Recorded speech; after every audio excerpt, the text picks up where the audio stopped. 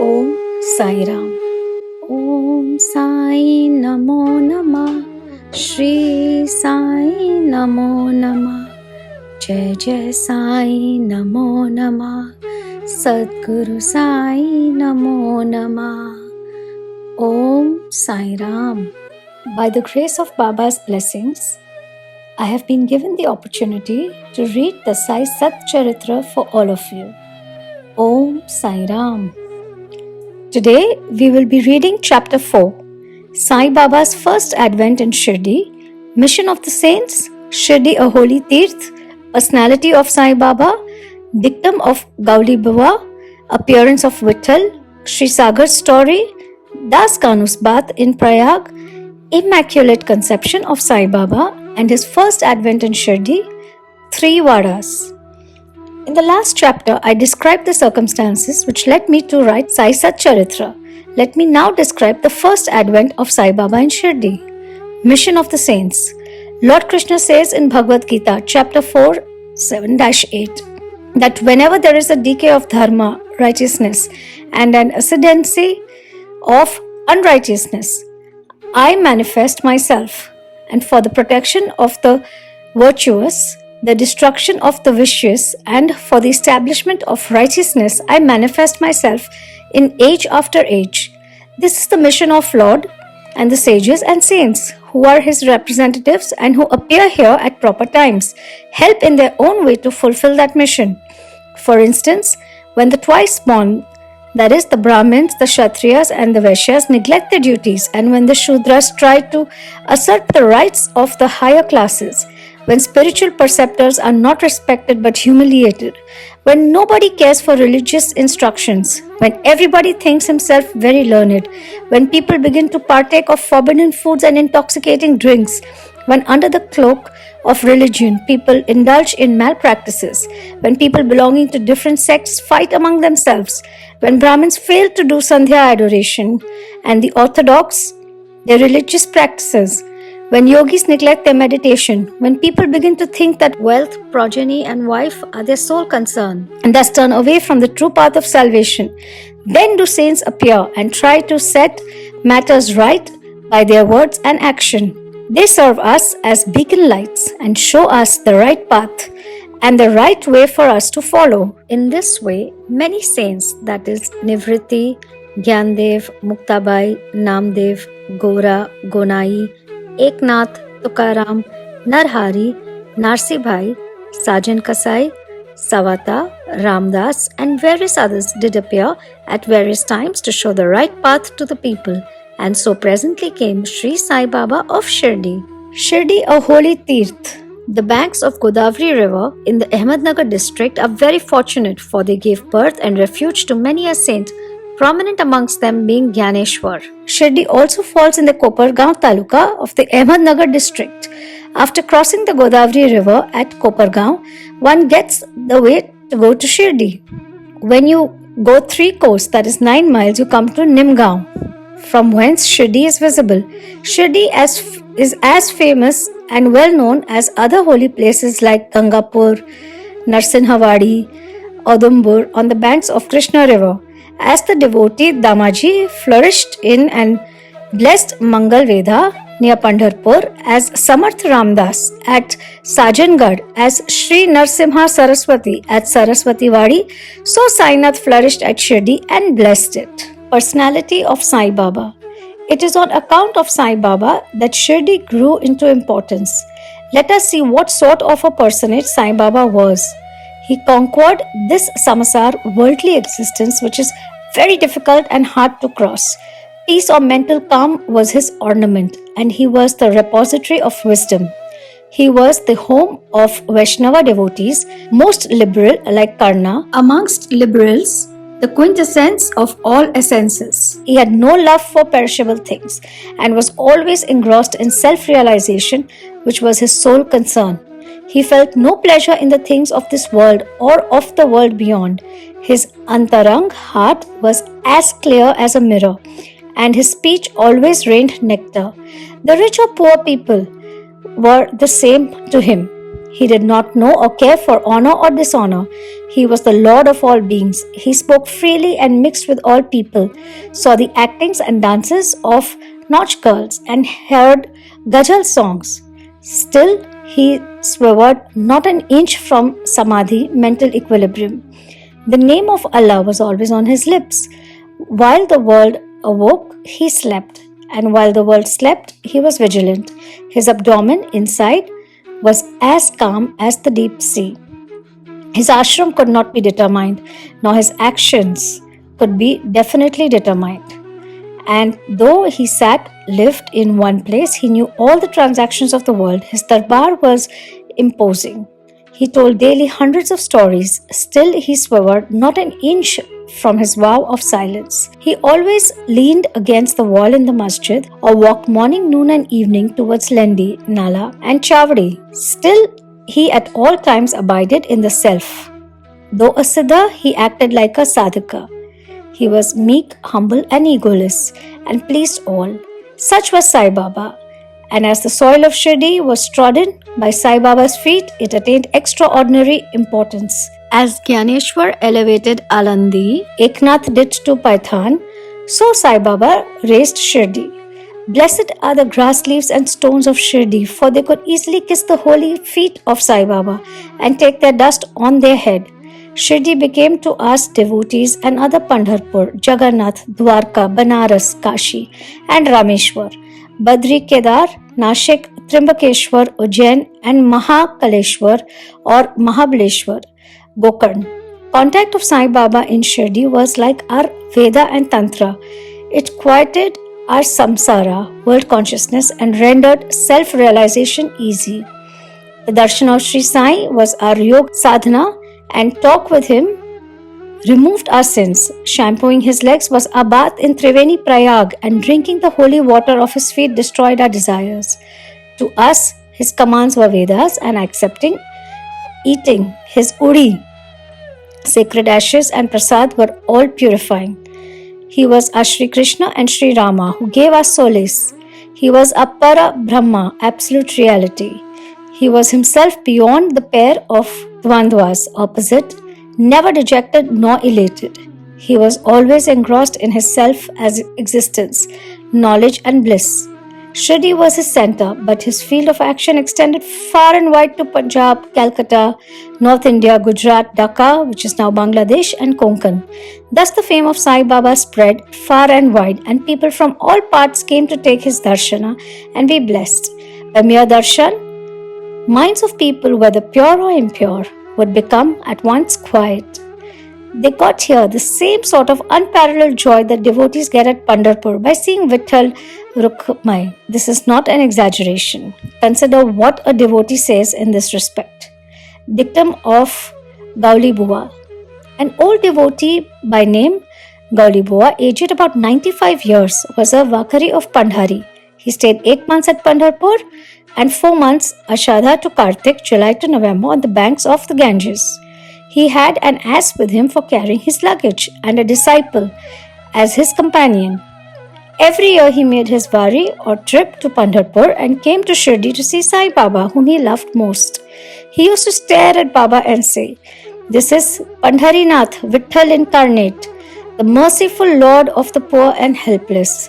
This Goulibuva was an old devotee of Vithoba and had made many a trip to Pandhari, and he testified that Sai Baba was the real Pandharinath.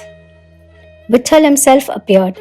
Sai Baba was very fond of remembering and singing God's name. He always uttered Allah Malik, God is Lord, and in his presence made others sing God's name continuously day and night for 7 days. This is called Nam Saptaha. Once he asked Das Ganu Maharaj to do the Nam Saptaha. He replied that he would do it provided he was assured that Vithal would appear at the end of the 7th day.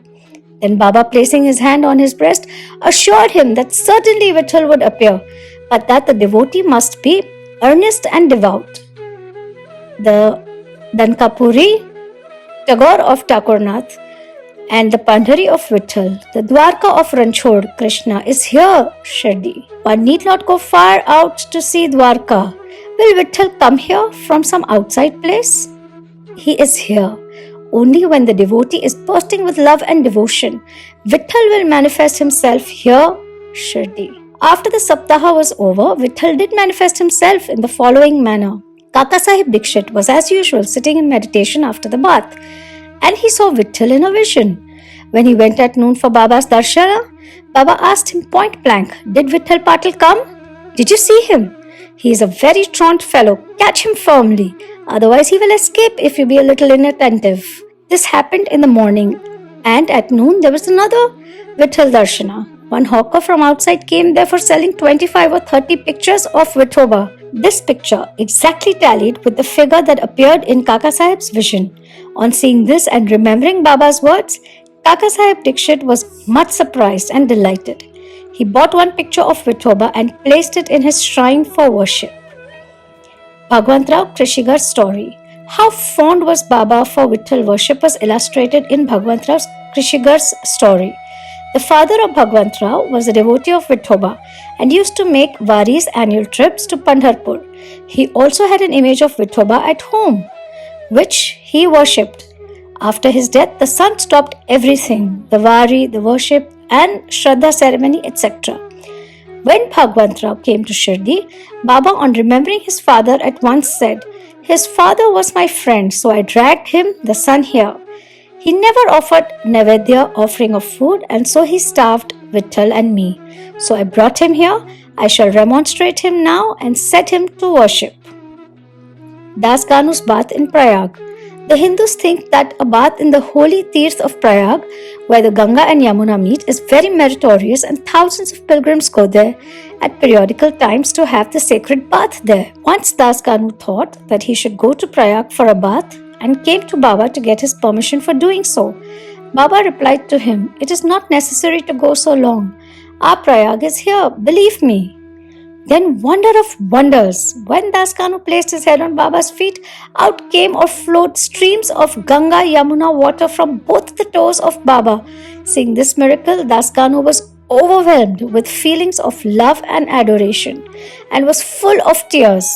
Inwardly, he felt inspired, and his speech burst forth into a song in praise of Baba and his Leelas.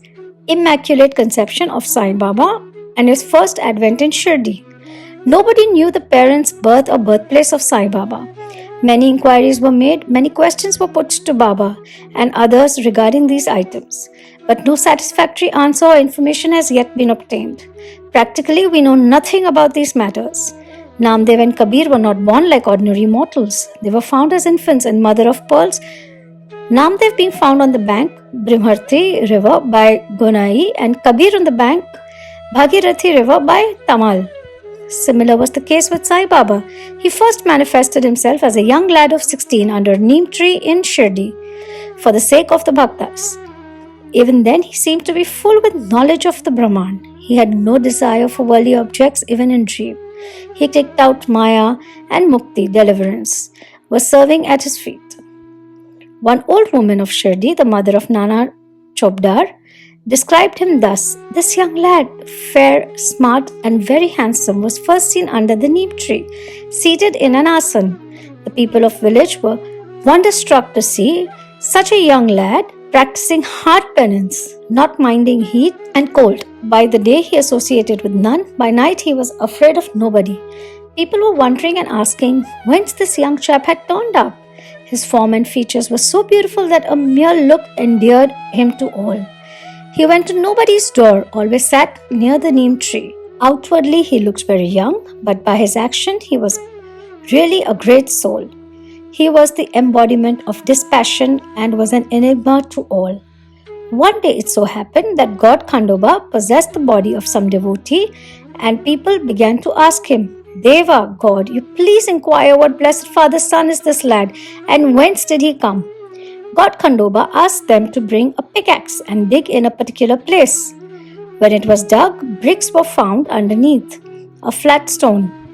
When the stone was removed, a corridor led to a cellar where cow-mouth shaped structures, wooden boards, necklaces were seen. Khandoba said, "This lad practiced penance here for 12 years. Then the people began to question the lad about this. He pulled them off the scent by telling them that it was his guru's place. his holy Vatan, and requested them to guard it well. The people then closed the corridor as before. As Ashwatha and Audambar trees are held sacred, Baba regarded this neem tree equally sacred and loved it most. Mahalaspati and other Shirdi devotees regard this site as the resting place, Samadhi Sthana of Baba's Guru, and prostrate before it. 3 Vadas. The first, the site with the neem tree and surrounding space was bought by Mr. Hari Vinayak Sathe, and on this site a big building styled Sathe's Vada was erected. The Vada was the sole resting place for pilgrims who flocked there. A par platform was built round the neem tree and lofts with steps were constructed. Under the steps there is a niche facing south and devotees sit on the par platform facing north. It is believed that he who burns incense there on Thursday and Friday evenings will by God's grace be happy. This Vada was old and dilapidated and wanted repairs. The necessary repairs, additions and alterations have been made now by the Sansthan. The second one. Then after some years, another Vada, Dikshit's Vada, was constructed. Kaka Sahib Dikshit, solicitor of Mumbai, had gone to England. He had injured his leg by an accident there. The injury could not be got rid of by any means. Nana Sahib Chandorkar advised him to try Sai Baba. So he saw Sai Baba in 1909 AD and requested him to cure rather the lameness of his mind than that of his leg. He was so much pleased with the darshan of Sai Baba that he decided to reside in Shirdi. So he built a Vada for himself and other devotees. The foundation of this building was laid on 10/12/1910. On this day, 2 other important events took place. The first, Mr. Dada Sahib Khaparde was given permission to return home, and second, the night aarti in Chavdi was commenced. The Vada was complete and was inhabited on the Ram Navami day in 1911 AD with due rites and formalities. Third Vada, then another Vada or palatial mansion was put up by the famous millionaire Mr. Booty of Nagpur. Lots of money was spent on this building, but all the amount was well utilized as Sai Baba's body is resting in this Vada, which is now called the Samadhi Mandir. The site of this mandir had formerly a garden which was watered and looked after by Baba. 3 Vadas thus sprang up where there was none formerly. One of these Sathe's Vada was most useful to all in the early days. The story of the garden, attended to by Sai Baba with the help of Vaman Tatya, the temporary absence of Sai Baba from Shirdi, and his coming again to Shirdi with the marriage party of Chand Patil, the company of Devidas, Jankidas, Gangagir, Baba's wrestling match with Mohuddin Tamboli, residence in Masjid, love of Mr. Dengale, and other devotees and other incidents will be described in the next chapter. Bow to Sri Sai, peace be to all. I humbly request Sai Baba to please forgive me for any mistakes that I might have made during the reading of this chapter. Thank you, Sai Baba. Om Sai Ram. Footnote for Chapter 4. Mr. B.V. Deo, retired Mamlatadar of Thana, has proved by his researches that Shirdi comes in the limits of Pandharpur, which was the southernmost center of Dwarka, and therefore Shirdi was Dwarka itself. Wide Sai Leela, Volume 14, Numbers 1, 2 and 3. I have come across another definition of Dwarka, quoted from Skanda Puran by K. Narayan Iyer and in his Permanent History of Bharatvarsha, Volume 2, Part 1, page 90, which runs thus. The place where doors are open for all people of the 4 Brahmin, Kshatriya, Vaishya and Shudra classes for accomplishing the 4 Purusharthas, viz. Dharma, Artha, Karma and Moksha, is called Dwarka by the wise philosophers. Baba's masjid in Shirdi was not only open to the 4 classes, but to the depressed, untouchables, lepers, etc., like Bhagoji Shinde, and therefore it is very appropriately styled Dwarka. Om Sai Ram.